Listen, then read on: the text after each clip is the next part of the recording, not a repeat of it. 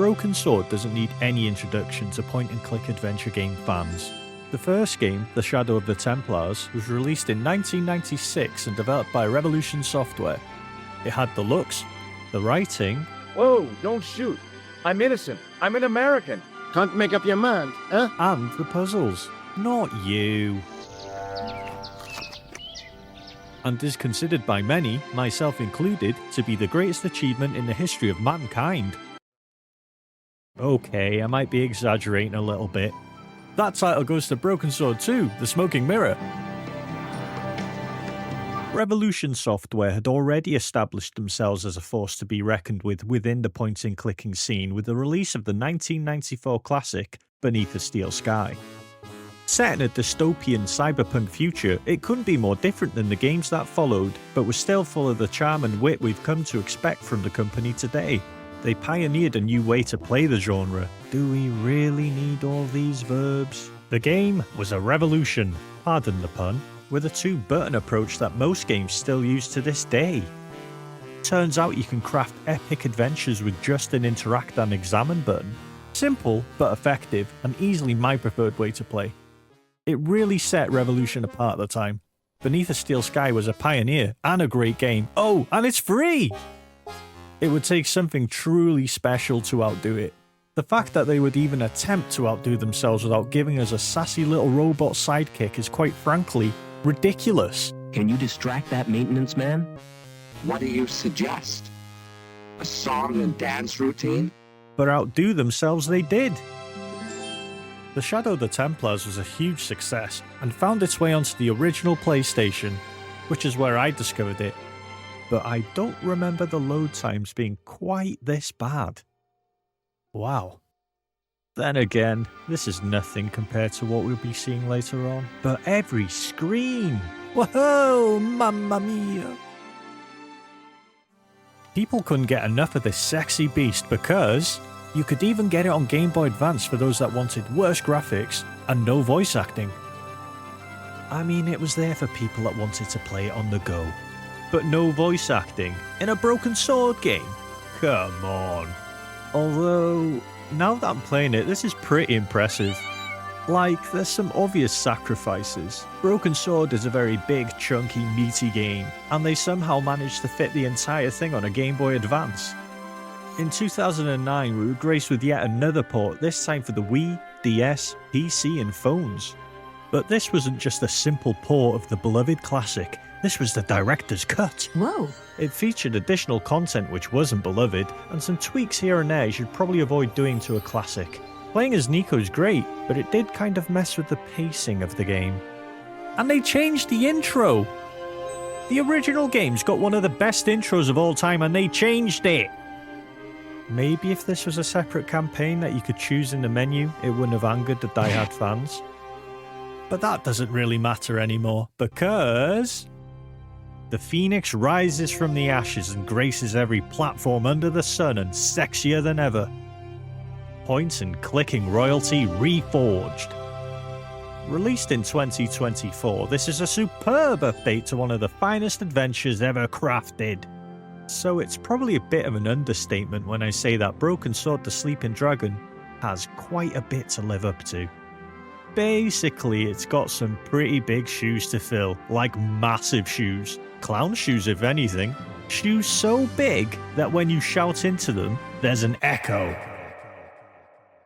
The Sleeping Dragon came out in 2003 and is the third in a series of globe-trotting adventure games filled with mystery, intrigue, clues, puzzles, and French people.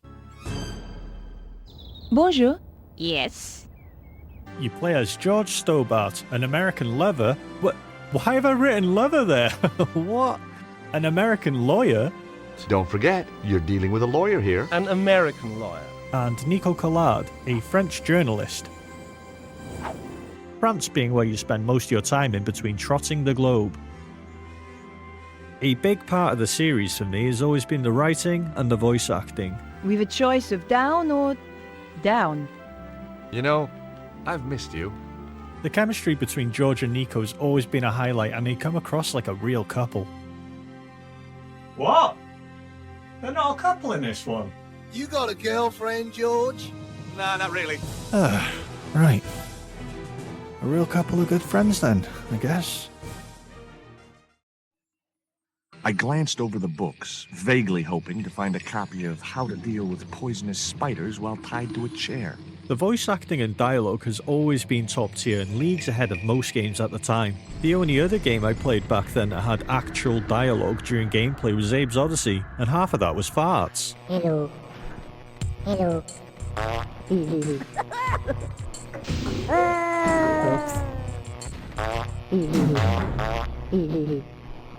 Goodbye. George is voiced by Rolf Saxon, and I'm not exaggerating when I say he is perfect in this role. Bravo. I'm not really sure what else to say. I mean, they kept the guy on for how many games? How many years has it been? I think I might be in love.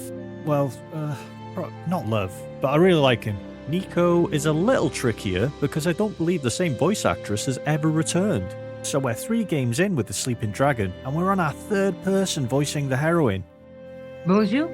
Bonjour. Bonjour, mademoiselle. All the Nikos have always been really good, and this one voiced by Sarah Crook is no different, but there's that initial confusion of, wait, is that meant to be Nico for the first 20 minutes or so? Which is pretty ironic considering how the 3rd game starts, but we'll be getting to that in a little bit. Like the previous entries, the 3rd game hooks you in immediately. Broken Sword 1. A bird gives us a tour of Paris. Hot babe. Clown. Wait, what? Explosion! Time to point and click. Broken Sword 2. George and Nico return. Sinister old man. Sinister young man. Smack! Poison dart. Kidnap my babe. Tied to a chair. Fire. And a poisonous spider. Like, Jesus Christ, man. Let's try and point and click our way out of this one, shall we? Broken Sword 3. Templars. Wait, Templars? As in Shadow of the Templars? Colour me intrigued already. Nico's back with a fresh new voice, again. You said it was urgent? Conspiracy man going on about crazy weather mumbo jumbo? Wait, that's no mumbo jumbo. Playing Crash.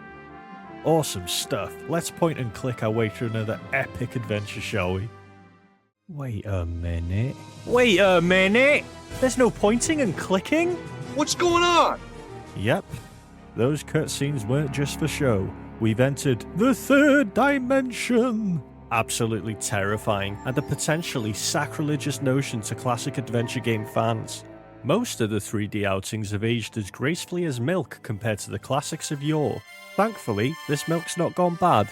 We're looking at one of the least offensive games to jump into the dreaded 3rd dimension in my opinion, as it's aged about as well as almond milk, which does last a little bit longer to be fair.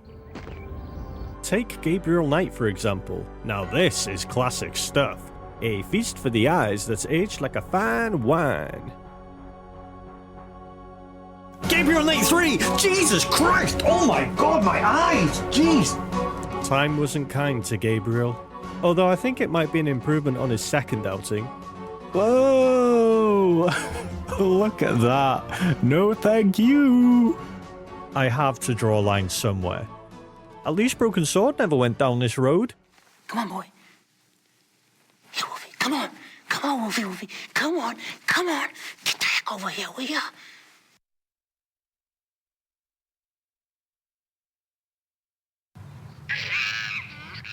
The Sleeping Dragon took a more grim Fandango / Escape from Monkey Island approach. Oh, Monkey Island. Is nothing sacred anymore? At least the backgrounds look nice, I suppose.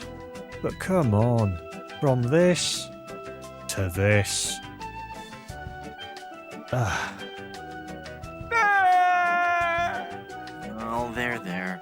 I actually like both games. Grim Fandango is one of my favourite games ever made, but the gameplay does leave a little something to be desired. Broken Sword 3 plays better than its peers, mainly due to the fact that it doesn't have tank controls. But also, this wasn't Revolution Software's first 3D rodeo. They had a bit of practice before jumping into the deep end.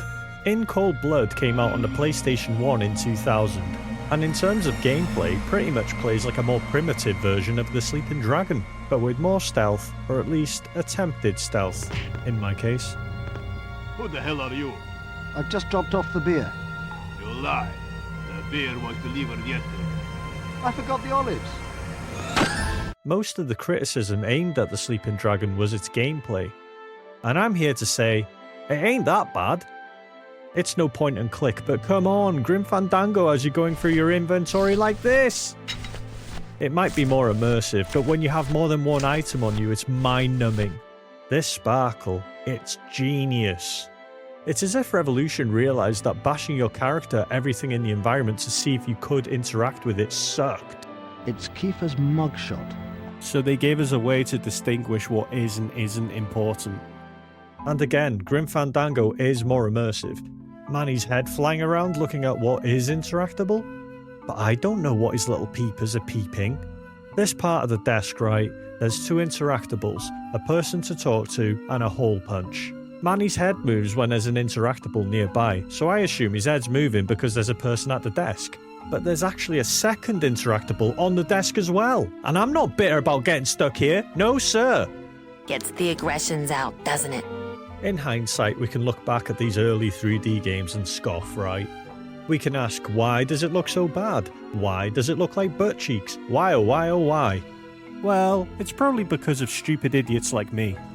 I remember when I was a much smaller idiot buying Final Fantasy VI for the PlayStation 1. I had an unhealthy obsession with the 3D Final Fantasy games, but nothing could have prepared me for this. It was 2D. 16-bit. It may as well have been Pong.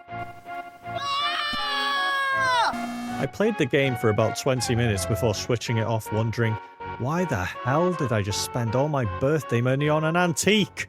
Now, I can't speak for everyone, of course, but I imagine a fair few people had the same mindset back then. I was done with 2D, that was baby stuff. 3D was where it was at. It was radical, tubular even.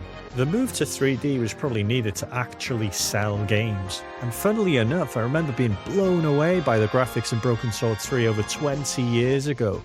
20 years ago! Oh my word! Oh. I got Broken Sword and Final Fantasy X with the PlayStation 2 on Christmas, and it was a glorious day. Other than the fact no one thought to get me a memory card. I remember both games blowing my tiny mind. And I remember telling someone in school that I thought Broken Sword 3 looked better than Final Fantasy X.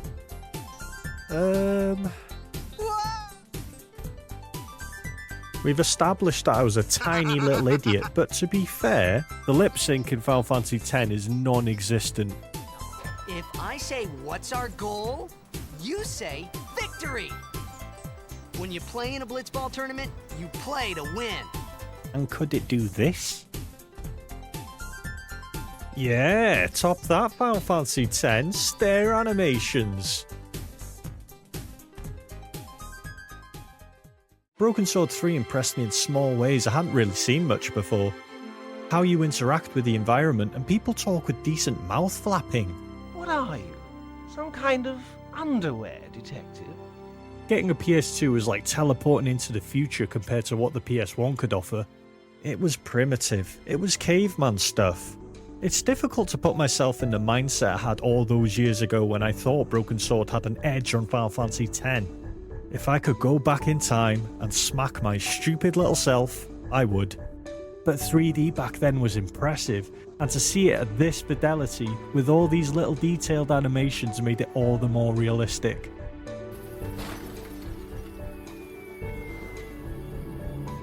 It's strange to compare the two, but I did get them at the same time. They're very different games with very different budgets. There's no question which one really holds up better today. It's probably the one not still trapped on the PS2. Final Fantasy X is held up by its incredible art style and focused in areas that still hold up today. Whereas with The Sleeping Dragon, as impressive as it was back in 2003, people aren't going to go back to it for its now outdated graphics and mouth flaps. What? Are you crazy? On the topic of graphics, some characters look like they had less time spent on them than others. Although the less time spent on Andre, the better if you ask me. My god. George and Nico are obviously the most expressive and better animated, but it's not exactly consistent. I find the lighting plays a massive part in the presentation of the game. The character models just look way better in well-lit environments. There's sometimes this cel-shaded thing going on, but again, it's not consistent. If the game looked more like this and less like this, not only would it look more timeless, rather than an obvious PS2 era game, but the jump to 3D wouldn't have been as shocking. Like, more of an evolution of the animated cutscenes in 1 and 2. Look at games like Wind Waker, Jet Set Radio, or Okami. They're absolutely timeless. Now, you may well be wondering why I opted for the PS2 version when there's a PC version that plays in HD no less. I wanted to play the game, but the PC version had other ideas. First of all, the controls are a travesty and I couldn't get any controls to work on it, so I had a tantrum and gave up. Let's just play it on the tried and tested PS2, shall we? I think I should have taken my rose-tinted glasses off when I made the decision to play the PlayStation 2 version, because even though this image is burnt into my brain, I still underestimated how much I'd be seeing it. This game is host to some of the worst load times I've ever seen on the PS2. Like, look at this. There's so many of them and they go on for way too long. One or the other, please. Or none! Imagine that! None! To avoid this horror, I made the executive decision to try the original Xbox version. You know, the more powerful of the two. Technically a better console. So it might surprise you to know, it's worse! We've got graphical bugs and sound issues. I knew I had to search the... Search the what? Ah, whatever. But the biggest travesty is that somehow the load times are even worse. Multiple times I thought the game had crashed. Load times so bad you question the integrity of your console. Is my Xbox okay? Maybe after all these years of playing games, it's throwing in the towel. Right, it's dead, I better reboot it. And just as your anus leaves the seat, scenes start. I could not play a game where I'm constantly wondering if it's even going to bother. The worst part of all this is I went back to the PC version after beating the game just to get some footage to compare the two. This time it recognised my controller. Don't ask how, it just did. But there's no load times. Things just play out as intended. I mean, you get a little black screen every now and then, but I'd rather this over losing 5 years of my life every time I gotta see this screen. So my advice would be this: get the PC version, hook up a controller, and hopefully the computer will recognise it, and rebind your controls to be like the PS2 and Xbox version, which is easier said than done, considering it wouldn't let me use all the buttons on my DualSense controller, so rebind the buttons you're going to need the most, I guess. You know, like movement. You'll probably need that. Anyway, give it a bash, but be warned, you may run into some of the issues I did, like the sound issue on the Xbox version, or whatever the hell this is. But the load times, image quality, and performance, my goodness, we're living in the future. Why? This was a fun trip down memory lane, warts and all, but I wish I just played the PC version. Right, onto the story of Broken Sword the Sleeping Dragon. Other than the introduction, I'm going to do my best to avoid spoiling solutions to puzzles. But before that, let's quickly recap the game's opening cinematic. The Templars are back. In comes George on a plane looking a bit Brendan Fraser from the hit film The Mummy. Bad weather appears out of nowhere, leading George and his mate to certain doom. Another couple of seconds and we'll be laughing.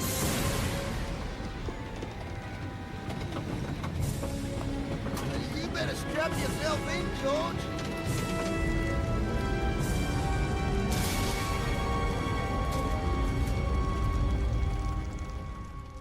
Nico makes an appearance to interview this nervous nerd. Nervous nerd talks decoding a manuscript and weather going crazy, and then is killed by Nico. We cut back to George and things aren't looking great. It's a brilliant introduction, as are the puzzles that follow, which are going to be introducing all the mechanics you're going to be using for the rest of the game. For example, in the bottom right we have an icon representing our 4 face buttons that can change depending on the situation. Right now we have the interact and look icons like the previous games. George isn't going anywhere like this, so let's interact with the seatbelt. With one mighty bound, our hero was free. Now to deal with being trapped on a plane on the edge of a cliff. Oh, Harry! What's going on? Man, that was close. To get to the front, we need more weight at the back, so we move this box to the back of the plane. The first box puzzle of many, and I mean many, but I like this one. Pick up extinguisher to smash glass, and attempt an exit. Whoa! Maybe not. Oh dear, we need more weight at the back of the plane. Harry, stop being dead and wake up. Harry, wake up! Slapping him wasn't gonna work. Ooh, looky here, a bottle of beer. I'm sure this'll come in handy. Rather than quench our own thirst, it's time to wake up our sleepy Australian pal. We search him for a bottle opener to quench our thirst. I mean, wake Harry up. Because he must be some sort of raging alcoholic. We combine the items in our inventory, the bottle of beer and bottle opener. Oh, cheers, mate. Oh. George isn't too happy about almost dying. What were you doing flying us into that storm? You nearly got us killed. Oh, calm down, will you? But Harry tells him that the storm that took the plane down came out of nowhere and he's never seen anything like it. Luckily though, the plane crashed exactly where it was headed as it was flying over the Congo.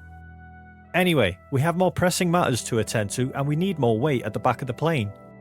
So we tell Harry to get the hell out of our sight, attempt a swift exit and abandon Harry to his fate. Harry has other ideas and decides he'd rather us both die. Harry, stay there! Why? And the plane tumbles off the cliff, with the two of us narrowly escaping by landing on these convenient platform ledges on the side of the cliff. And with that, we've been introduced to all the mechanics of the game. Luckily for George, he's crashed right next to where he needs to be. George was on his way to meet a scientist called Cholmondeley, who's created a machine of limitless energy. George, being a patent lawyer, was there to write a patent. I'm a patent lawyer. He wants me to write the patent. Make us all rich, okay? Capiche? George decides he's had enough of his best friend Harry and scales the side of the cliff. And as luck would have it, he ends up on Cholmondeley's doorstep.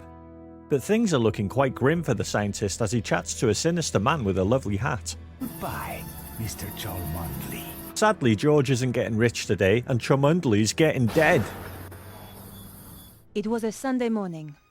I was 3 months behind on the rent, and my editor had given me another bum assignment. Shortly after the intro, we jump to Paris to play as our second protagonist, Nico. Nico is a journalist who's been tasked with interviewing this conspiracy fella, Vernon Blier, who we saw in the intro, and she ain't too happy about it. Where had it all gone wrong? Sadly, Nico isn't getting her bum assignment today, and Vernon is getting dead. Just before Vernon bit the dust, he mentions he's decoded a manuscript, an energy building to a peak. I wonder if it's got anything to do with Cholmondeley's limitless energy invention. The person who shot Vernon got to him by impersonating Nico and decides she's had enough for the day after getting hit with a frying pan and a fridge. Which is fair, that would really hurt. Nico does some detective work to find out who the Nico impersonator is. Turns out she's blonde as we find her wig just discarded on the floor when there's perfectly good bins nearby. Now here's a great example of the game's awful load times. We pick up the wig. Has the game frozen? Oh... Load screen. A traffic warden gives us an important clue which will be relevant later. The killer drives a red sports car. A big red sports car? And there's a theatrical mask on the back seat. Nico's then arrested.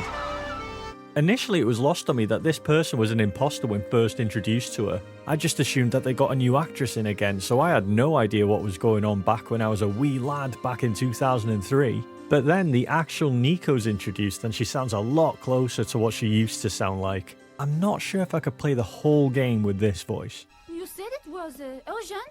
So like the previous game, we jump between two characters as they uncover the sinister goings on, such as why he dead and why he dead, who this, who that, how does she know Nico? Wait, I don't even remember if we find that out. So, we've met before? Oh, yes. Why is the weather bad? Why the Templars back? Ah yes, the Templars! The fellas from Shadow of the Templars are back, meaning you'll get a hell of a lot more out of this if you play the first game, but you can ignore the second, even though in my opinion, it's the bee's knees.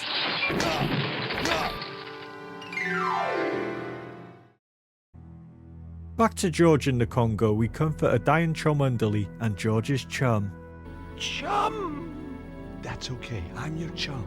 With his chum dead, George smells a mystery to solve.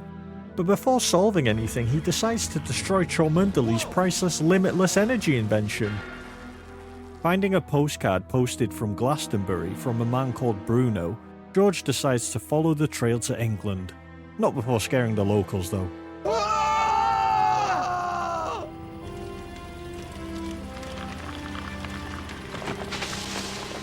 In Glastonbury on the trail of Bruno, I can't help but be reminded of Shadow of the Templars when chatting to the locals.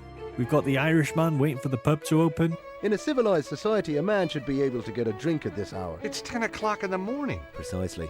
Transporting me straight back to MacDevitt in Lochmarn. 1 pint of brown coming up.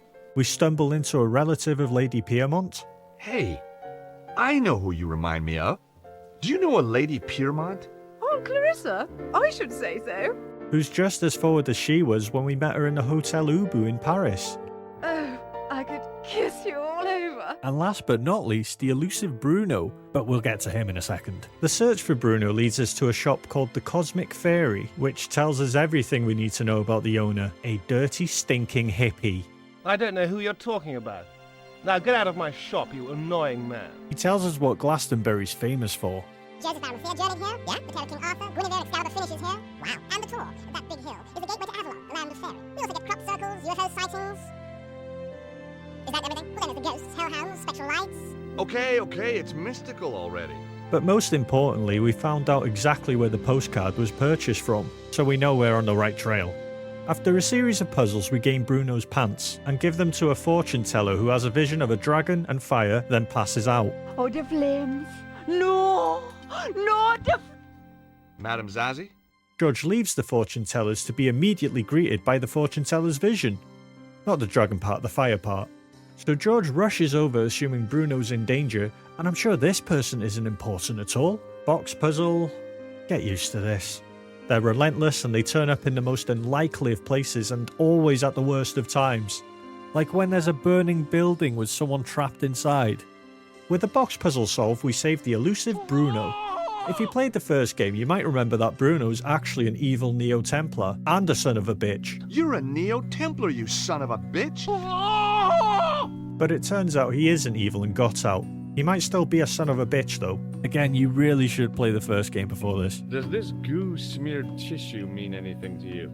No, it doesn't. Thankfully, Bruno is a clever fella and gives us all the answers. Most importantly, Bruno explains that everyone's been saying Cholmondeley's name wrong. It's actually Cholmondeley.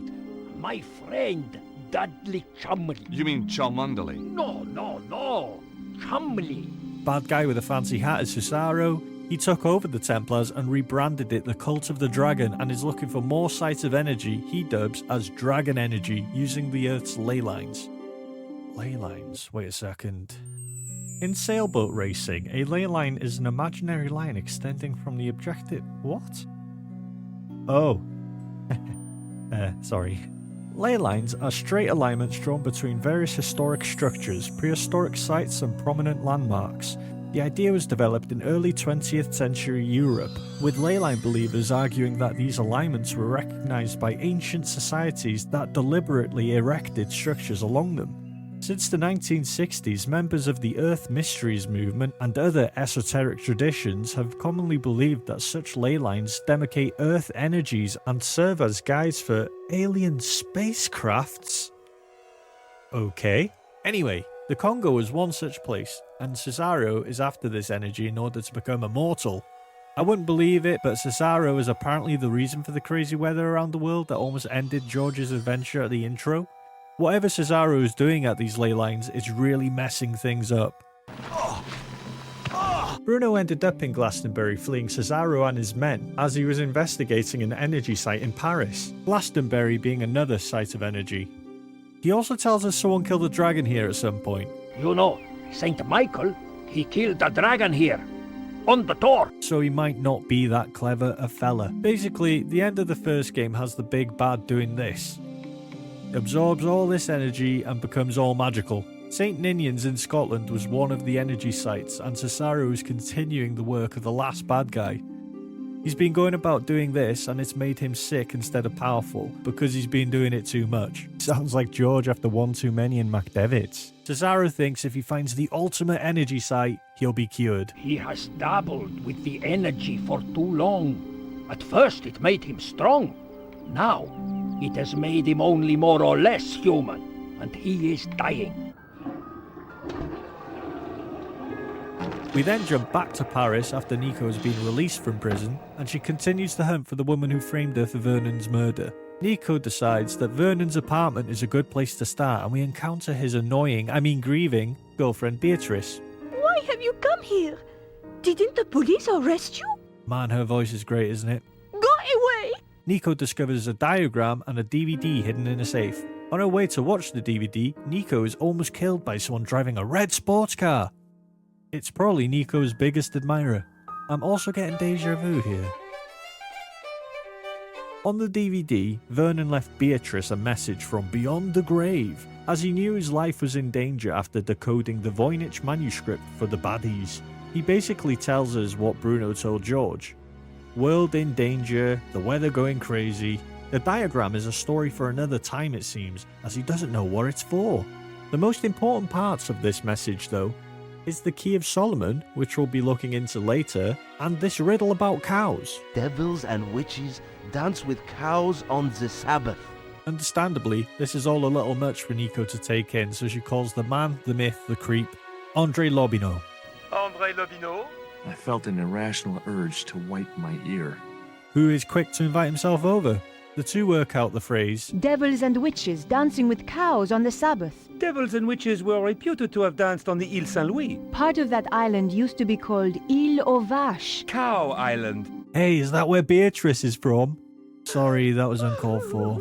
She's still grieving. Remembering the red sports car has a theatre mask in it. An old mask.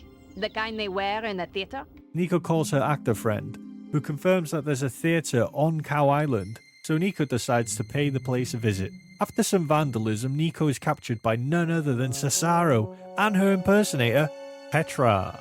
Cut to outside the theatre again, but this time we're playing as George, who's on the trail of more energy sites led by Bruno and his Dragon Energy site-seeking gizmo. I waited while he checked the readings on his mysterious device. George quickly discovers the captured Nico, and the two team up like the previous entries. Jumping between George and Nico is a great way of feeding us the story from two different perspectives, and it's so satisfying when their paths cross because the game takes its time building up the mystery with more and more questions. When Nico and George team up by pure coincidence, the game really picks up. There's danger, there's excitement, there's Flap from Broken Sword 1. See, I told you Broken Sword 1 was required play. It's Flap! Hey, knock it off. Get off, you big ape. We get the banter between George and Nico, and the puzzles start to puzzle. Up until this point, the hardest parts of the game have been sitting through the load screens, but this feels like classic Broken Sword, and it's where I really started getting invested during my first playthrough in, oh no, 20 years. Oh, I don't like it. I just had a thought. With the introduction of Flap, that means 3 of the returning characters are from the Hotel Ubu. Well, Lady Piermont isn't directly here, but she's here in spirit, right? All we need now is the hotel receptionist and Guido for a Hotel Ubu reunion. Although something tells me Guido might not be attending. Like, who could survive that, right? Right! Running around the theatre, we discover a terrified man. Don't come in here! Stay away! And a corpse nearby which looks like it's had a pretty bad day. I've seen dead bodies before, but this guy's a real award winner. George and Nico decide to get back at the evildoers by breaking the one thing not broken in this decrepit theatre, and to add insult to injury, steal a precious artifact that is incredibly important, and I really hope we don't lose it anytime soon. Underneath the theatre, it turns out Bruno's energy-seeking gizmo isn't something to be sniffed at, because it was right. In a chamber with a beam of light that only George can penetrate, he retrieves a strange and mystical stone. Why can't Nico take it? And why couldn't I get it? Beats me. Charisma? Things go from familiar to supernatural pretty quickly. It's as if now that George and Nico are teamed up again, we can continue from where we left off with Shadow of the Templars. Will you look at that? This sinister little fella here who we saw in Glastonbury is causing a bit of a commotion and is possibly the reason for the body we saw earlier with a big smoking hole in it. Looks like he had chicken for lunch. George and Nico scurry off like the dirty thieves they are, but not before George is attacked and loses the precious artifact from the safe. Come on, George, I guarantee that was important. What's the Key of Solomon? It's an ancient book that's reputed to hold the wisdom of Solomon. Ah, this is a falsehood. It is an ancient stone device encrusted with crystals. Uh-oh. Turns out there's a place called the Temple of the Dragon with a device known as the Emillary. The Emillary has the power to amplify the dragon power, but it needs the Key of Solomon to do so. Cesaro knows its location, but as luck would have it, you can't just activate it whenever. There's a small window of time when the building dragon energy has hit its peak. Cesaro will become all-powerful and the world will possibly end. And we just lost our means of preventing that. At least they haven't come back empty-handed, because the strange and mystical stone in the beam of light, that was luckily not also stolen, has the same symbol on it as something George saw in the Congo. So let's head back to the Congo and visit our dear old friend Chomdali, who is stinking up a storm. Oh, what a smell. Booby traps, block puzzles, light puzzles, block puzzles, and a stinky corpse with a stinky scarf await the pair before they find another stone with a symbol on it. Hey, this is starting to feel like Broken Sword 2. Petra appears, but an earthquake thwarts her. Thanks, earthquake. Back in Paris, and Nico's apartment has been wrecked. See what happens when you leave Andre on his own for 5 minutes? George's mate Andre has been beaten up and tells us that one of the goons was Flap, and they've taken Bruno.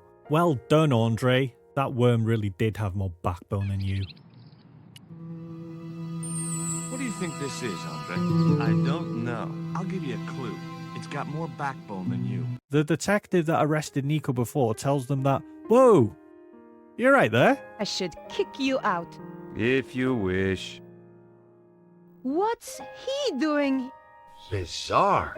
Mademoiselle will permit, I would like to offer my assistance. He tells him that a man matching Bruno's description was seen boarding a flight to Prague. But where in Prague?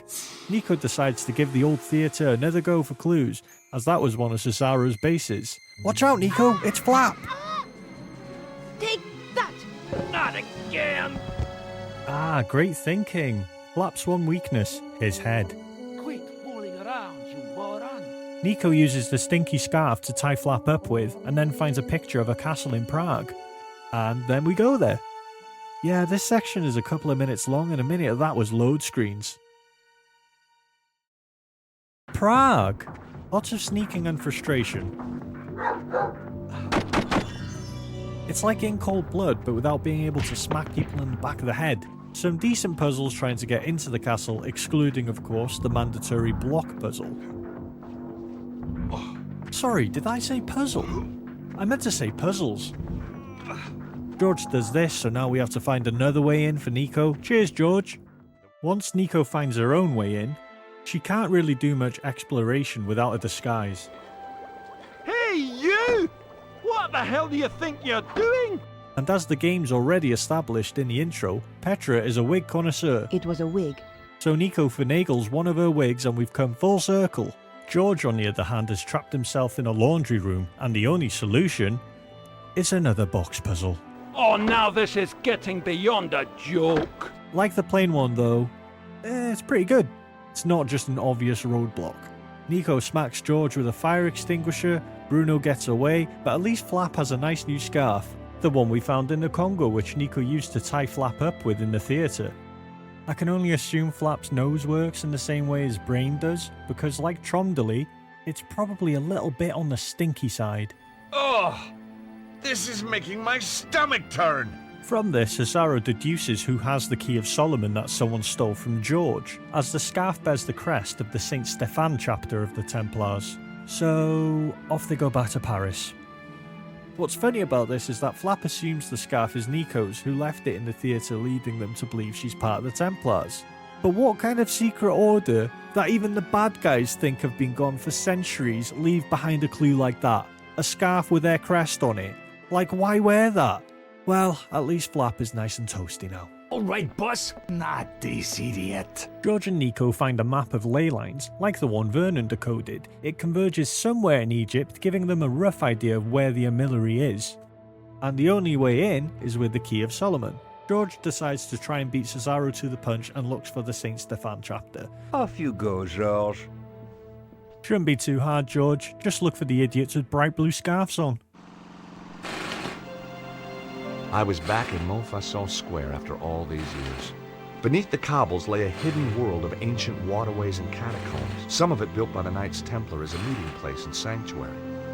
Once again, I was going to have to go down there to discover the truth.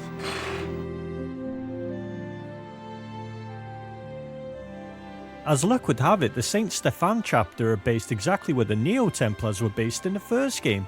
And look, an old friend. And guess what? We need his sewer key again. I had mixed emotions about this whole section when I first got here. We've already had a lot of throwbacks, and I thought this may be one too many. However, I actually think this section is genius. The first game, Distract and Steal. This game, Distract and Steal. But wait, what's this? The sewer has been welded closed. That cover was welded down years ago, during the Sieur Jacques panic. Sieur Jacques, the terror of the subterranean city. He pops up here, he pops up there. The cops, they seek him everywhere. Dang! The puzzle plays on the fact that you've played the first game and mocks you for assuming the solution would be the same. We eventually make our way down into the sewers after a series of puzzles involving a piece of rope and being accused of being a dirty pervert. I can see right into your pissoir from here. Pervert! In the sewers, and it seems the developers are mocking us again, the secret entrance is now blocked. Whatever shall I do? This door? This door? Man, this is a real head scratcher. Oh, there's one around the corner. It's pretty funny to think George could have gone this way in the first game, like he didn't even walk to the end of the path before thinking it's time to destroy a piece of history. Oh no! It seems we're too late. Who would have thought Cesaro, a man with infinite wealth and power, would have beaten us to the punch? A man we saw leave this room before us by at least a couple of minutes, while his private army was slaughtering an ancient order of Templars. We're playing Peeping Tom trying to take some rope off a scaffold. You never know when you might need a length of rope. Turns out being a Peeping Tom paid off because some members of the Saint Stefan chapter survived. And look who it is. It's the first face we saw in the intro. I honestly forgot about him. He's like, "Hey George, sorry for stealing the Key of Solomon from you. And unfortunately, Cesaro just dropped by and took it. No idea how he found us. Can someone turn the heating up? It's freezing in here." Now where did I put my scarf? He hands George the third and final special stone. With all three, we should be able to pinpoint the exact location of the Amillory in Egypt. George is then knighted, which is only fair after the pointless tasing, and is sent on his way to save the day. I kind of feel like the Preceptor didn't really have a choice at this point, like there's only 2 people left in his chapter. But anyway, Sir George, now up there with the likes of Sir Patrick Stewart. What a legend. Matching the symbols on the stones to locations on satellite images of Egypt, George and Nico work out where the Amillory is. Looks like Cesaro is one step ahead, so it's time for some stealth. Attempted stealth, that is. Of course, the entrance is guarded, so we need another way in. How convenient, a secret door. Yow! Where did he come from? I am Anubis, guardian of the temple. Look deep into the Parker. What? Somewhat unexpectedly, Anubis turns up as some sort of hologram of Anubis, and he's like, "Don't cheat at this puzzle or you'll be sorry." They will be punishable by death. Look deep into the Parker. There are many things in here. Things you could never dream of. I remember being stuck here for ages back in the day. My brain had obviously not fully developed yet, because this is pretty simple. Cesaro forces Bruno to use the Key of Solomon to release the dragon energy, and we're treated to a little scuffle that runs so poorly, it's hard to tell what's going on. Sir George and Nico come out on top, and just when you think the day is saved, in comes Petra. Like, yeah, of course she does. It's weird that she isn't with Cesaro, if anything. What should I do now? What do you mean? Kill them, of course. I wasn't What? talking to you. She was talking to me, Suzaru. No. Cannot be. Oh, that's why. Didn't we drop a church on you? Turns out she's a traitor and has actually been working for the bad guy from Broken Sword 1 this whole time. Amazingly, he survived this. But he was all juiced up and magical at this point, having just bathed in the dragon energy of a church in Scotland. But unfortunately for Flap, his best bud Guido wasn't so lucky. Oh, yeah. But he doesn't have to grieve much longer, as fortune smiles on him this day, as he makes like a Guido and is exploded. At least I'm presuming he died. Where is Flap? Under the rubble, I guess. You never really know with this series. After more block puzzles, Bruno works out that the dragon energy has converged at the Glastonbury Tor. But what use is that knowledge when we're stuck in Anubis's puzzle room? Sir George steps up to cheat at the puzzle so that the Anubis hologram statue thing will let Nico and Bruno out, but killing him in the process. But Bruno has other plans. He does it instead. Cheers, Bruno. It would have been weird playing Broken Sword 4 as you. No offense. You have defiled this temple. Yes, I have. Lesbian ham. After Bruno's sacrifice, the pair travel to Glastonbury via Harry Airlines. They say that the weather's atrocious, but I don't know. It's the UK, innit? Glastonbury High Street, ladies and gentlemen. All change, all change. Let's go save the world, Nico. Block puzzle. Before we get to the finale, let's talk about this. I tried to keep count of these as I was playing, but I honestly lost count about halfway in. Of course we couldn't just make our way up to the big bad guy. This section here is the perfect example of how they stop you dead in your tracks. Everything comes to a halt. I've worked out the solution as soon as I saw how the boxes were placed. Now I just have to go through the tedious task of pushing these into place. The game really is littered with them. It's a shame someone thought to put this here of all places. A race against the clock. All urgency out the window. I can't solve this puzzle any quicker. This is the speed Sir George pushes blocks. Okay, let's go. We've wasted enough time pushing blocks. Oh no, it's Petra. She'll make short work of us with that gun she always carries around. Oh, no gun this time. Great! Run, Sir George, run! Yes! Yes! And it looks like we were too late.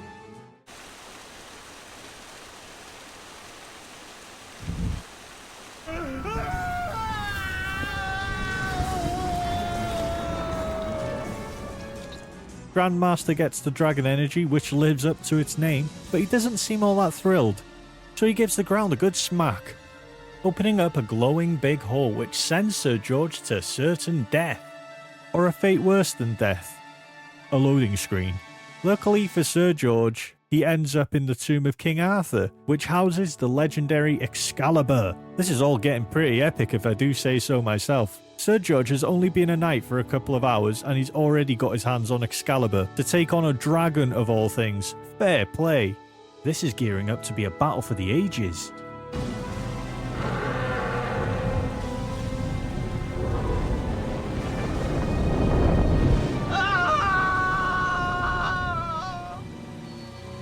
Oh. Let's try that again, shall we?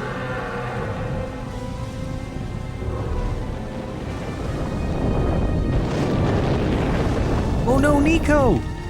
Right, that's it. You're going down now, dragon. I mean, on the next attempt. Jeez. Oh, come on. What?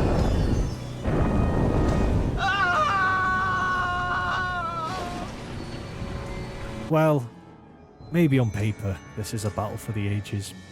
Once you finally manage to bob and weave your way up to the dragon, we give him what for?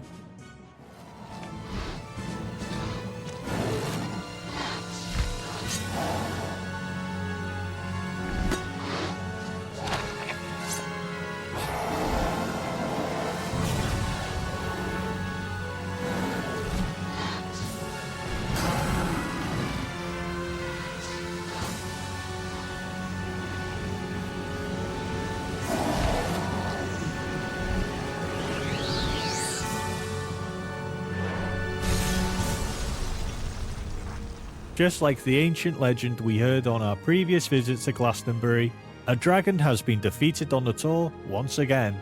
I guess Bruno really was a clever fella. This is true. So George reunites with Nico, thinking the dragon got her in a blink and you'll miss it cutscene. Luckily it just got Petra. Maybe, I don't know. So, where did she go? Looks like she just disappeared. Sir George then throws the legendary sword Excalibur into the lake, thinking a hand would come up and grab it like in the legend. Which is fair considering other legends just got proven as fact. But even if a hand did come up and catch it, that sword is worth an absolute fortune. And okay, I get it. Life isn't all about money. Saving the world for the third time is a gift in of itself, I'm sure. But the man can't even afford a pizza in the next game. What happened to the pizza? Oh, sorry, Virgil. Pizza's off till we pay Mort that $20 we owe him. So is it worth playing? Yeah, I think so. It's well written, no line of dialogue is wasted, everything is relevant and comes back into play. All the talk of Excalibur and dragons on your first visit to Glastonbury, the Grand Master lurking in the background. I like how we come full circle with Nico imitating Petra in Prague, just like Petra was doing at the start of the game. Although, the part where Petra tells Nico she never forgets her face still confuses me.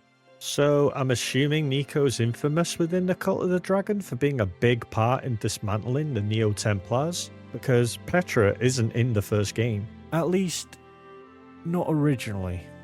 Hello, I'm speaking to you from the far future of a couple of days after I wrote this script, and I've made an important discovery. Turns out Petra is in the first game, in the form of the director's cut. She pretends to be Nico's cousin and bugs her apartment. She isn't named, but we do get this lovely icon appear.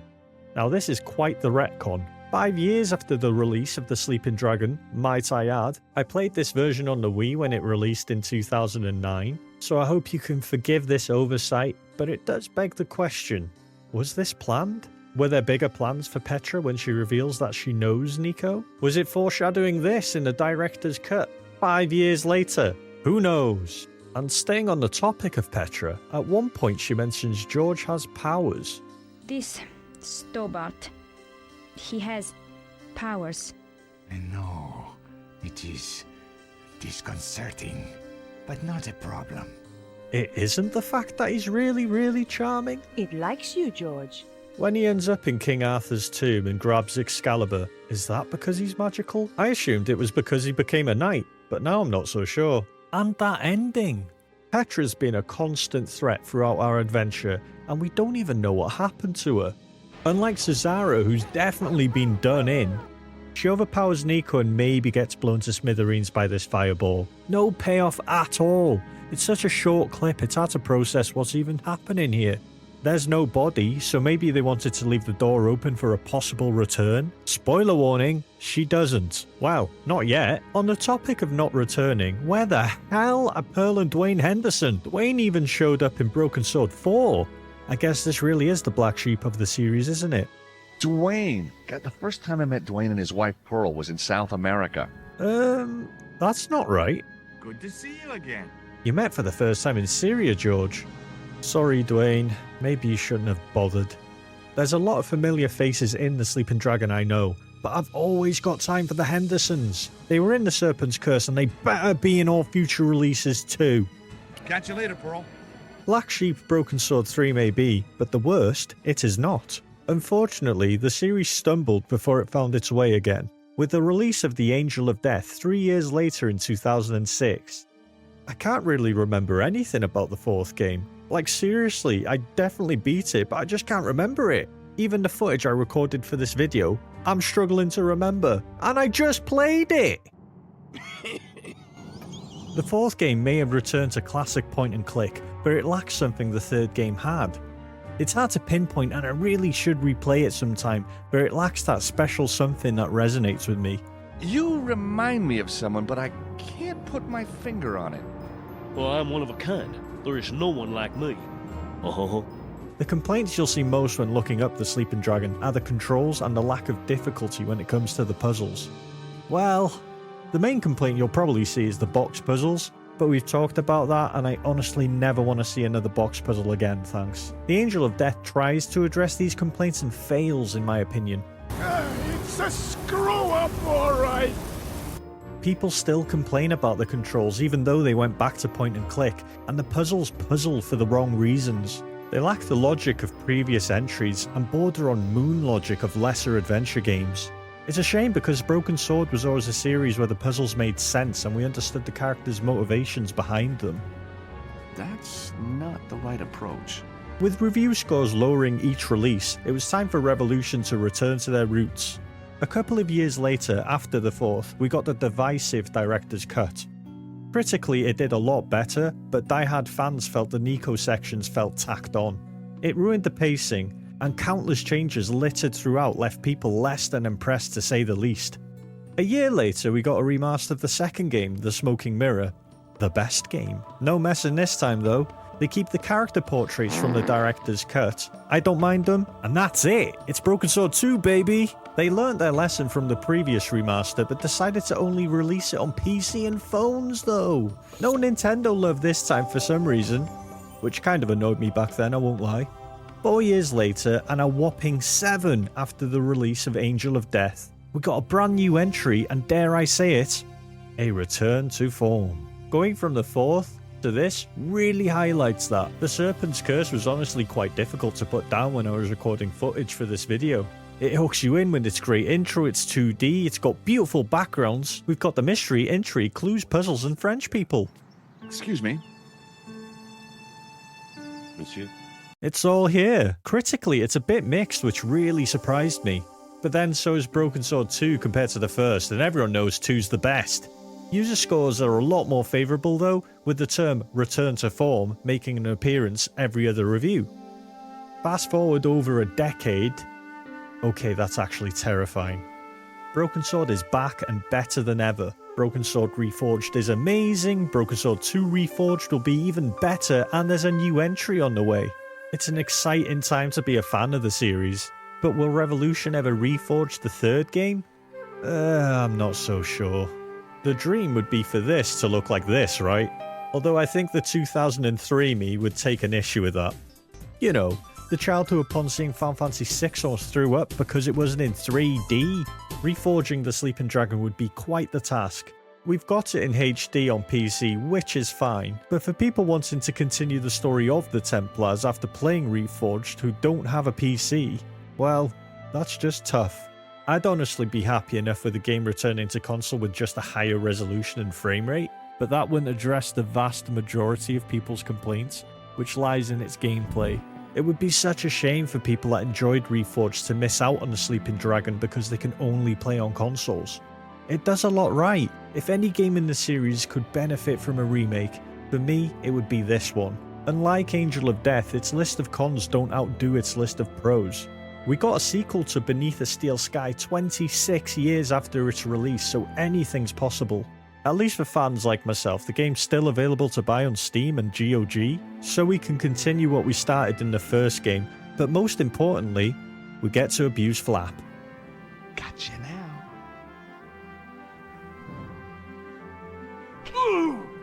Take that! Not again! Oh! All right, boss. Not this idiot.